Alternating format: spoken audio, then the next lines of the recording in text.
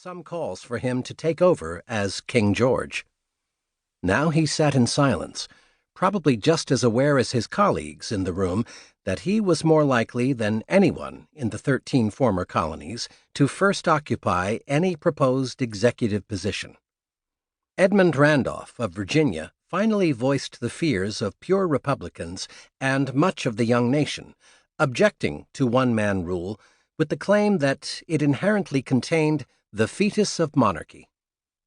The next day, Franklin similarly named the danger the delegates now flirted with.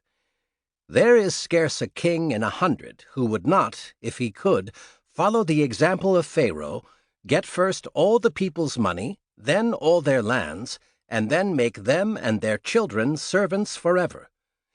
It will be said that we don't propose to establish kings. I know it, but there is a natural inclination in mankind to kingly government. I am apprehensive, therefore, perhaps too apprehensive, that the government of these states may in future times end in a monarchy.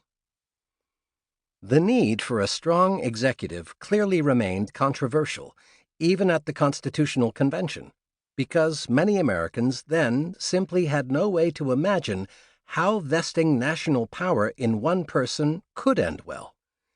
Few positive role models existed. Benjamin Franklin, the most worldly of the delegates assembled in Philadelphia, on June 4th reminded his colleagues of the recent history of the United Netherlands. There, as he summarized it, the popular stadtholder had devolved into a hereditary position and seemed bound to become just another king.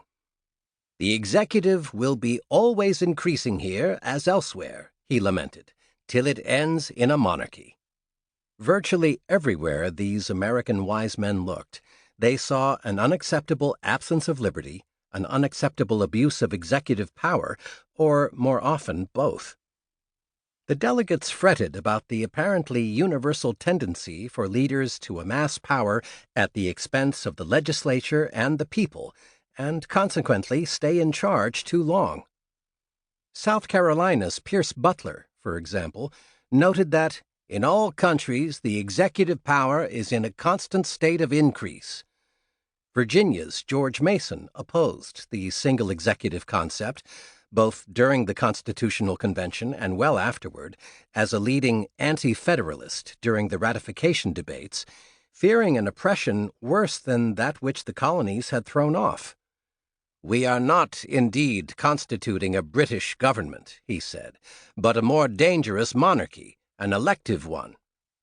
Eventually, of course, the delegates found their answer, now enshrined in the Constitution of the United States, the President of the United States.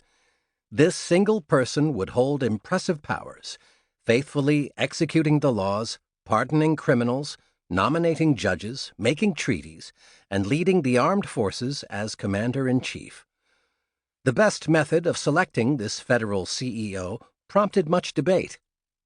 Navigating between the rocks of popular will demagoguery, which they worried could result from direct election by the people, and puppet presidency impotence, which they worried could result from election by the legislature, they devised a cumbersome electoral college system.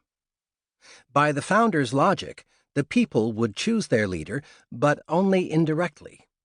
Candidates for this powerful office would face no qualification tests beyond birth as a natural-born citizen, residency in the United States for 14 years, and an age of at least 35 years. We take for granted that voters can kick the incumbent out and choose someone else as their leader. It's the simplest and cleanest way to get rid of a president, and it has happened to 10 of the first 45 presidents. But it almost wasn't so. Delegates to the Constitutional Convention debated both the length of the president's term and whether he would face re-election at all.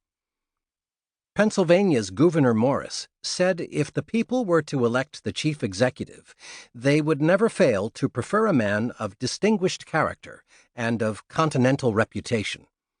But Morris recognized that good men sometimes break bad. So he spoke sharply against language that would keep the chief executive in office.